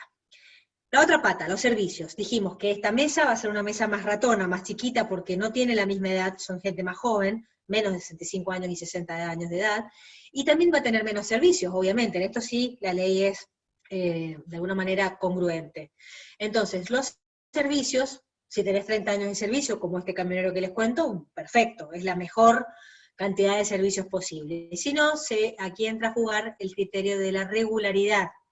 La idea de la ley, y sobre todo el decreto reglamentario, que es el decreto 460 del año 97, es que cuando la persona se incapacita y pide la jubilación, tenga aportes regulares, no totales, pero sí regulares, o sea, relativamente cercanos al momento en que pide la jubilación o al momento en que se incapacita. La ley está mal redactada, el decreto reglamentario también, o por lo menos bastante capciosamente, y por lo tanto se pide que esta regularidad en los aportes, o sea, que la cercanía de los aportes se relacione con el momento en que pide la jubilación, y no cuando se enfermó. Dice, bueno, pues lo mismo, no es lo mismo. Muchas veces la gente se enferma, no va corriendo al ANSES a pedir la jubilación, están internados, tratan de curarse, hacen tratamientos, por ejemplo, un tratamiento de cáncer no dura menos de un año y medio, hasta 2, hacen changas, pierden el trabajo, entonces hacen changa, y cuando ya se resignan y ven que no dan más y que nadie les da trabajo, o que su cuerpo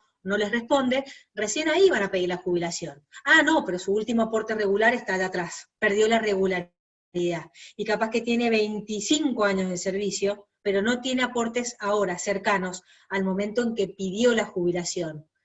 Jurisprudencialmente van a poder conseguir antecedentes donde hay que evaluar la regularidad de los aportes al momento que se enfermó, o por lo menos cuando se consolidó la enfermedad, no cuando fue al ANSES. Pero vuelta, aplicando el 460 del año 97, tanto el ANSES como la Comisión Médica, pero sobre todo el ANSES, les va a exigir o les va a evaluar la regularidad, la cercanía de los aportes en relación al momento en que solicitó la jubilación. Imagínense ahora que el ANSES no nos da turnos desde marzo. ¿Cómo estamos perdiendo regularidad con esta gente que ya quizás ya viene sin aportes hace un tiempo porque viene enferma o haciendo changas? Entonces, fíjense qué ridículo, pero al mismo tiempo qué importante es la solicitud provisional, por lo menos para poder sacar una prestación por invalidez, sea administrativa, para que ahí se calculen los años. La regularidad tiene varios criterios, sí, no los voy a marear. Pero para que tengan una idea, tienen que haber aportes dentro de los últimos 5 años o dentro de los últimos 3 años, anteriores a la solicitud, salvo que hagan juicio. Sepan que si una persona tiene aportes más allá de los 5 años o los 3 años, aunque tenga 29 años y medio, no se jubila. Entonces, tengan cuidado con la regularidad. Fíjense que la edad se achica, porque tengo que demostrar la incapacidad, pero es difícil demostrar la incapacidad. Y los servicios también se achican, pero ojo, tengo que demostrar la regularidad, y también es difícil la regularidad. Así que, por un lado o por el otro, la jubilación por invalidez es complicada. Bueno, última prestación, y ya hacemos si quieren algún break o algo. Estos son, mírenlos rapiditos, yo después se los puedo pasar, eliminan el problema. Son casos de Mendoza, justicia valiente, en Mendoza últimamente se están jugando mucho, en los que nosotras hemos hecho planteos de inconstitucionalidad de todo este procedimiento tortuoso, porque no se los expliqué. cuando te va mal en la comisión médica tenés que apelar dentro de los 5 días, y si no apelás en 5 días, cuestiones médicas, se demoran entre 1 año y 2 en contestarte, y ahí tenés otros 5 días para ir a juicio, pero juicio en Buenos Aires, Cámara Federal de Seguridad Social, con patrocinio litrado y domicilio legal en Buenos Aires. Entonces es un procedimiento terrible, 49 de la 24241. Hemos planteado la inconstitucionalidad de esto por la falta de mediación, por la falta de adecuación de los baremos. Bueno, en estos fallos, de alguna manera nos han dejado saltear, todavía no podemos cantar victoria, pero nos han dejado saltear el procedimiento administrativo por vía de amparo. Los otros dos que han salido hace escaso un mes, es el caso Honorato, de la doctora, Alfredo. Con Honorato Alfredo lo pueden buscar en PJN, y de la Cámara de Mendoza, y el mío es Pérez Mariano Federico. Por amparo dijimos, quiero que me revise un médico judicial, un perito judicial, y no estas comisiones terribles que me tienen 3 años para jubilarme. Acá tienen el hermoso 48, tendrán derecho al retiro por invalidez quienes se incapaciten. ¿Y qué entiende la ley que es incapacidad absoluta? En principio, absoluta es absoluta, pero si tenés 66%, ahí está, se presume. Se excluyen las invalideces sociales o las de ganancia, que es lo que les estaba explicando, que implica una real adecuación y posibilidad de ingreso al mercado laboral. Los fallos de la Corte, donde aplican este concepto de incapacidad de ganancia y de ponderación, Castillo Teófilo de la Corte, Buti de la Cámara Federal de Seguridad Social y Carleto. Ojo, que a la derecha les pongo un fallo de la Corte del año 2017, y a partir de él varios más, donde la Corte de alguna manera se desdijo un poco de lo que dice Castillo, y exige el 66% de incapacidad. Lo que pasa es que después del 2017 no vimos ningún fallo más, y en ese fallo preopina la doctora, no fue el nombre, la única abogada, jueza ministra de la Corte mujer, no, la de la Corte Nacional, se me fue. Bueno, esta mujer es la que preopina en todos estos casos. Entonces me parece que de alguna manera ya llevamos 3 años sin ninguno de estos fallos, entonces creemos que se va a revertir el criterio. Tienen que tener estos dos antecedentes, estas dos por lo menos corrientes en la cabeza. Muerte. Ante la muerte, contingencia, esta es la última prestación, tenemos la pensión por el fallecimiento, regulado a partir del artículo 53 de la 24241. Hay 2 tipos de pensiones, la pensión derivada y la pensión directa. La pensión derivada deriva de una jubilación, o sea, se murió un jubilado. La pensión directa deriva del salario, o sea, se murió una persona que estaba trabajando. Esta es la terminología, pero para que la puedan manejar, inclusive para sacar un turno, les va a preguntar si es derivada o si es directa, y si lo sacas mal, te bajan el turno, y sacaste el turno y perdiste tiempo al divino botón. O sea que son esas estupideces del ANSES que hay que tenerlas en claro hasta para sacar un turno. Derivada deriva de un beneficio, directa es directa. La viuda o el derechohabiente se presenta directamente. En estos casos, también, como la persona muere, se le corta, no siempre, pero por supuesto puede ser que se le corte en la pensión directa la edad y la posibilidad de seguir reuniendo los 30 años de servicio, o más. Entonces, como se le cortó, es parecido al ejemplo de la mesa ratona, o sea, seguimos teniendo o menos exigencia de edad, la edad se reemplaza ahora con la muerte, no la incapacidad, o sí con la mayor incapacidad de todas, que es la muerte. Entonces, teniendo una pata, ya no es de edad, sino de muerte, tengo que demostrar que está muerto, bueno, en principio no es difícil, con el acta de función lo demostrás, y la pata de los servicios también está achicada, porque la muerte fue la que truncó esa natural, natural reunión de densidad de aportes. Entonces se le va a pedir la regularidad de aportes, la misma que hablábamos para la RTI, ¿sí? Entonces, muerte y regularidad para el que no estaba jubilado. Para el que estaba jubilado ya se jubiló de alguna manera, así que de alguna manera tuvo su edad y tuvo los servicios requeridos. Esto no se lo voy a decir, eso de los mareos. No. Una sola cosita más. ¿Quiénes tienen derecho? Están también en el artículo 53. tienen derecho a la pensión por fallecimiento ciertas personas que en general se identifican con los derechohabientes del derecho civil sucesorios, pero en general, y no hay que confundirlos.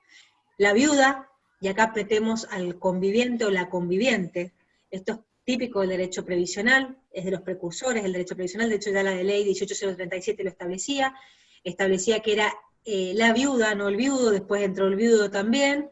Entonces, a nivel previsional, el conviviente, viuda o viudo, van a tener derechos sin perjuicio de que en derecho sucesorio el conviviente no lo tiene. El conviviente gay también tiene derecho y no necesita tener no necesita estar casado, ni tampoco haber hecho la unión convivencial, tiene que demostrar una situación de hecho, que es la convivencia. Por supuesto que, como esto salió primero en el 2008 y la modificación al Código Civil fue en el 2015, si está casado o si tiene hecha la unión convivencial, mucho mejor. Pero, en principio, no deberían requerirlo, tienen que demostrarlo con testigos, con prueba en común, con ciertas actitudes que uno tiene cuando convive con una persona, del mismo sexo o no, para demostrar una situación de hecho, que es la convivencia, que es distinta a la situación de derecho o solemne, que es el acta matrimonial, o sea, el matrimonio como una situación solemne. Otra situación particular que tiene el derecho previsional es que la derechohabiente viuda va a compartir con la conviviente el derecho a pensión. Una persona que está casado, se divorcia o se separa con culpa del causante, esto también nos va a costar cada vez más porque con el nuevo Código Civil no hay más divorcio con culpa, pero todavía tenemos gente divorciada por divorcios contenciosos anteriores, o demostrando la culpa. Por ejemplo, no hay un divorcio, pero hay una separación y hay actas policiales donde se usa una denuncia por violencia de género, o yo tuve un caso donde el señor, y era abogado para colmo, o sea, lo tuve que hacer en la forense, era alcohólico, estaba internado por alcohólico. Bueno, demostrás la inocencia en realidad de la cónyuge separada. Entonces, en ese caso, esa cónyuge mantiene el derecho a pensión, por más que esté separada o divorciada, siempre y cuando la culpa no sea propia, sino del causante. Y si ese hombre o mujer causante luego rehizo su vida matrimonial o convivencial con otra persona, entonces esas dos mujeres, porque generalmente son mujeres, la viuda matrimonial y la viuda convivencial van a tener que compartir en partes iguales el derecho a pensión de ese causante. La viuda separada va a ser porque demostró la culpa del causante, y la conviviente por conviviente, y ahí concurren en el mismo derecho. Hijos menores de edad tienen derecho a la pensión, por supuesto, y en esto coinciden con el derecho sucesorio. Hijos mayores de edad discapacitados con los mismos parámetros de la incapacidad absoluta para un retiro por invalidez, también tienen derecho a la pensión. El hijo mayor de edad discapacitado, a su vez, tiene que ser soltero, según el artículo 53, motivo de juicio también, pero bueno, administrativamente tiene que presentar certificado de soltería y no tener otra prestación que sea mayor, porque en realidad lo que tiene que demostrar es que estaba a cargo del causante, o sea, discapacitado y a cargo del causante. ¿Cómo demostrás que estabas a cargo del causante? Misma obra social, mismo domicilio, el mismo estado de soltería ya demuestra de alguna manera que hay una relación de dependencia económica y hasta asistencial del hijo discapacitado con respecto a su papá o mamá causante. Esos son los derechohabientes previsionales que, como verán, se distinguen de los derechohabientes del derecho sucesorio. Bueno, en principio yo lo dejo acá para no marearlos más. Voy a dejar de compartir pantalla. Por supuesto que esto hay un mundo atrás de antecedentes jurisprudenciales para cambiar cada una de las cosas que les he dicho, pero esto está planteado desde la órbita de la legislación, y les di solamente algunos pantallazos en cuestiones jurisprudenciales para que sepan que la mayoría se puede reclamar, la mayoría. Desgraciadamente, la faz judicial es tan grande como la faz administrativa. De hecho, hay abogados que hacen solo juicios, y hay abogados que hacen solo gestión de beneficio. ¿Sí? Los escucho. Doc, como son las 8, no sé si ustedes prefieren que avancemos, digamos, y hagamos las preguntas después, no sé cómo vienen de cansadas, pero digo, para tampoco estarles consumiendo el tiempo a ustedes, si les parece mejor. Ustedes nos problema. Si quieren, avanzamos con un ejemplo básico de gestión administrativa, de un beneficio, como para no sobrecargarnos con información. En todo caso, en otra oportunidad seguimos con otros ejemplos, quizás. Perfecto, genial. Y entonces enseguida hacemos todas las preguntas en conjunto. Las dejamos entonces. Perfecto, sigamos. Perfecto, perfecto. Ahí te preparo tu Power. Si sabes Bueno. cuál sería, este te lo cierro. Bueno. Hice lío. Ahí está abierto. Cancelar. Y este ahí te lo pongo abiertito ahí, más arriba, ¿no? ¿Desde ahí? Bueno. Ahí está abierto, pero yo en realidad, no, perdón. Vos vas a tener que apretar ahí, ¿sí? Y yo ahora te dejo acá. Bueno, me corro. ¿Tengo más agüita? ¿Cómo lo corro? ¿El Power? Bueno, a ver, vamos a explicar un poquito entonces cómo gestionar una prestación previsional ante ANSES, que es el organismo del Estado encargado de recepcionar los expedientes, resolverlos y realizar el pago, ¿no es cierto?, de la prestación.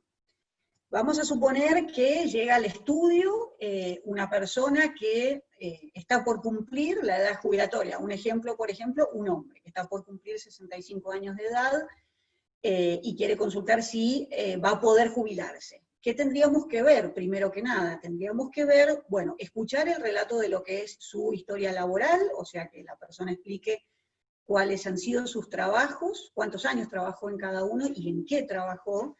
Y una herramienta muy útil que tenemos hoy respecto de, considerando especialmente la gestión electrónica que tenemos en estos tiempos de pandemia, es la clave de seguridad social. La clave de seguridad social se puede gestionar en la página de ANSES. En el margen superior derecho hay un icono que se llama Mi ANSES, y bueno, ahí va a pedir el número de trámite del DNI, y con un par de preguntas sencillas, la persona que contesta correctamente esas preguntas, el sistema le va a habilitar la clave de seguridad social. ¿Y para qué sirve esta clave? Sirve para, justamente, entre otras cosas, ver la historia laboral de la persona, es decir, qué aportes figuran en ANSES que ha efectuado esa persona en virtud de los distintos trabajos que ha tenido. Entonces ahí empezamos a armar, yo le llamo como el rompecabezas de la jubilación, del expediente de jubilación. Nosotros tenemos que reunir 30 años de aporte. ¿Cómo hacemos? Bueno, entonces, ¿qué documentación necesitamos llevar Doctora, a ANSES? Sí. Doctora, disculpe, no se está viendo la pantalla. No sé si la intención es que se vea. Estamos compartiendo pantalla, Ah, no está el Power. Ah, no, en este momento no. Enseguida. Ah, bien. Disculpe.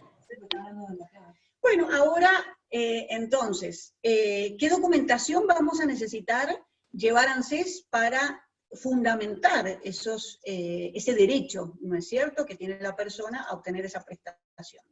La documentación más importante para el caso de la persona que ha trabajado en relación de dependencia es la certificación de servicios. La certificación de servicios, como explicaba la doctora Micames, es el certificado que extiende el empleador, donde consigna todo el periodo de trabajo que ha tenido la persona, con qué carácter ha desempeñado esas tareas, es decir, cuál ha sido su función, y cuando dejó de trabajar. Se los vamos a pasar de todas maneras las filminas, el Power.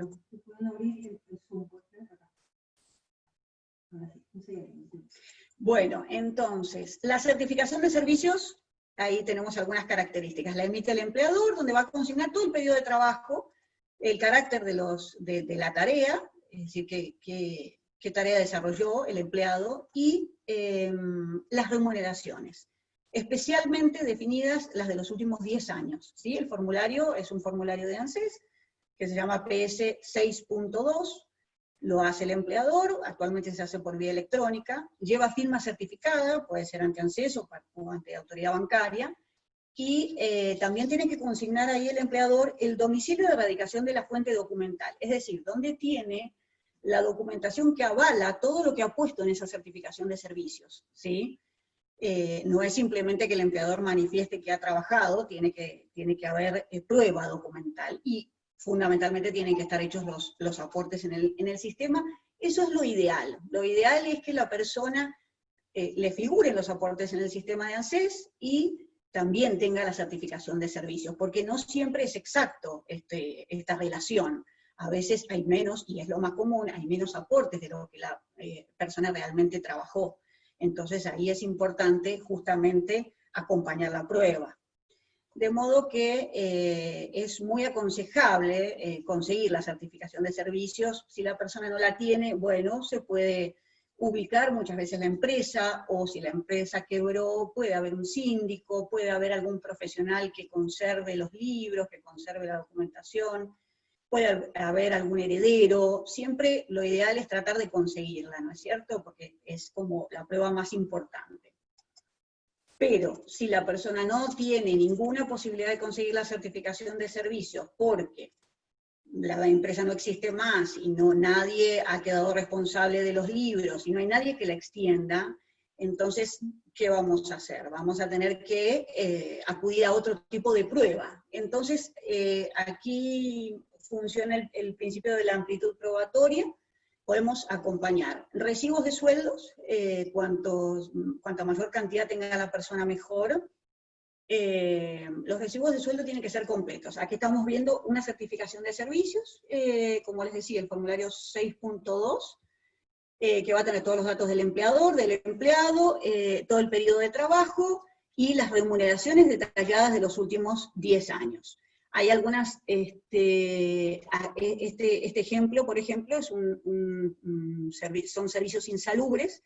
Este tipo de especificación es muy importante porque siempre ANSES va a ir a verificar en sede del empleador el carácter de estos servicios, es decir, va a investigar en las pruebas del empleador cuál fue puntualmente la tarea que desarrolló ese empleado, porque no todas las actividades o las tareas de una empresa son insalubres, puede haber trabajo administrativo, puede haber de distintos órdenes. Entonces, más allá de que tenga el total de los aportes, va a tener que probar qué tarea puntualmente desarrolló para ver si cumple con los requisitos de edad y de aportes que esa tarea exige.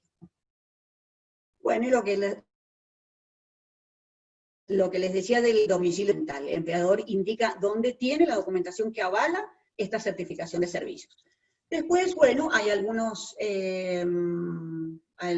casos especiales como los servicios docentes universitarios, que la planilla tiene algunas características propias.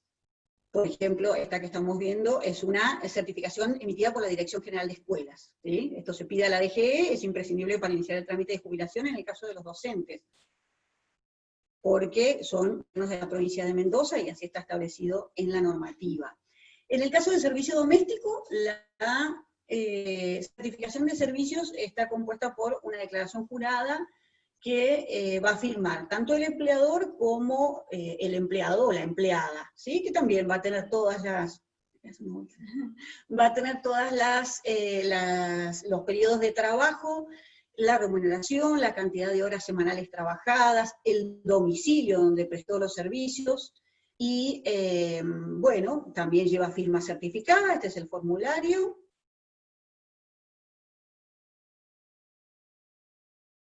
Normalmente eso es un trámite gratuito. Este es el modelo del formulario. Entonces, una declaración jurada va a firmar el empleado y otra va a firmar el empleador, ¿sí? Este es el ejemplo del dador de trabajo. Bueno, les decía entonces, ¿qué pasa si no podemos conseguir la certificación de servicios? Bueno, entonces, sería lo ideal tener recibos de sueldo originales y lo más completos posibles, que tengan fecha, que tengan firma, que tengan descuento, que tenga también la actividad cumplida, ¿no es cierto? Y cualquier otra documentación en original que podamos tener, afiliación a una obra social, a un gremio, una constancia de una licencia por enfermedad, por vacaciones. En esto funciona el principio, como les decía, de la amplitud probatoria. La clave de seguridad social, como les decía también, es una herramienta muy útil y específicamente en estos tiempos ANSES está tomando algunos trámites a través de la clave y por vía electrónica, le llaman atención virtual. Bueno, ¿qué pasa si la persona trabajó no solo en relación de dependencia, sino que también tuvo algunos años de su vida que fue trabajador por cuenta propia o como autónomo? Bueno, ahí vamos a necesitar la clave fiscal.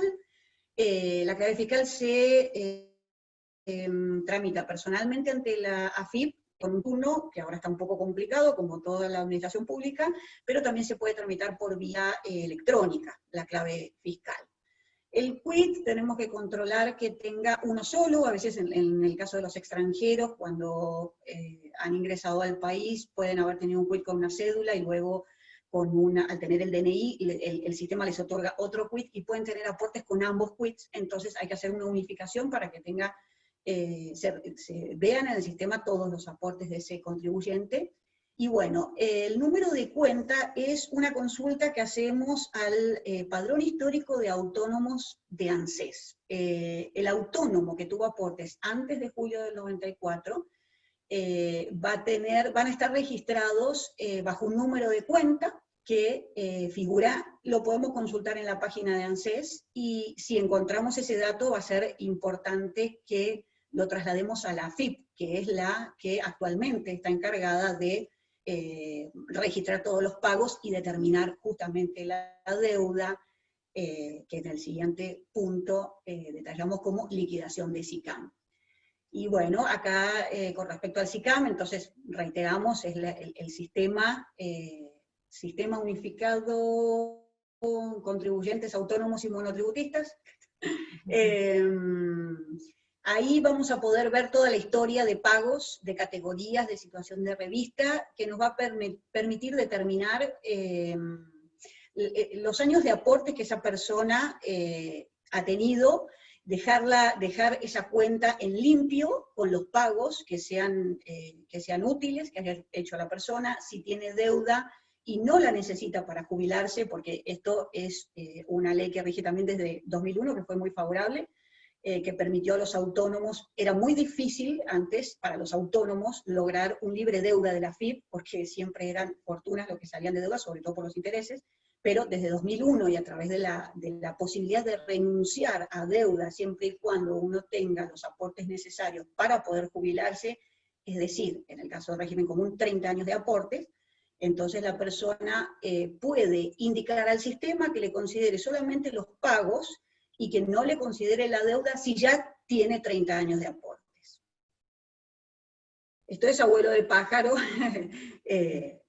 En los servicios de autónomos, por supuesto que hay muchísimo más, pero bueno, está el aplicativo en la página de AFIP, lo van a poder ver y de a poquito animarse. Bueno, aquí está el ejemplo del aplicativo. Primero que nada, la clave fiscal. No nos vamos a detener demasiado en esto porque si no se van a marear.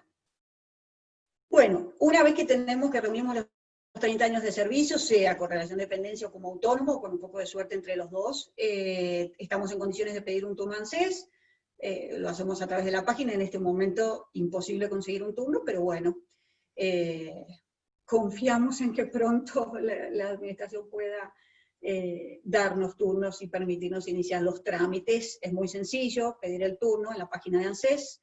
Y bueno, entonces, además de la documentación que acredita los aportes, sean de dependencia o sea como autónomo, entonces vamos a tener que agregar algunos formularios. Carta poder fundamental para indicar la autorización para tramitar el beneficio en nombre del poder dante. Estos formularios llevan firma certificada, normalmente se certifica ante ANSES. ANSES en este momento no está certificando firma de los beneficiarios, de los titulares. Entonces, bueno, tenemos la alternativa de juzgado de paz o de un escribano. Este es el formulario de solicitud de prestaciones previsionales, de los más importantes. Aquí vamos a consignar todos los datos del titular, del solicitante de la prestación, los nuestros, un resumen de los servicios. De todas maneras, el iniciador de ANSES lo lo carga en el sistema y también hay que suscribir el SICA, se le llama el programa. Bueno, este formulario también es importante, una declaración jurada de que no percibe otro beneficio a ningún otro nivel que tenga una incompatibilidad. Toda la documentación personal del solicitante, como DNI, si tiene hijos menores, actas de matrimonio, si hay matrimonio. Para el caso de la pensión, lógicamente, el acta de defunción y el acta de matrimonio solicitar registro civil con posterioridad al fallecimiento.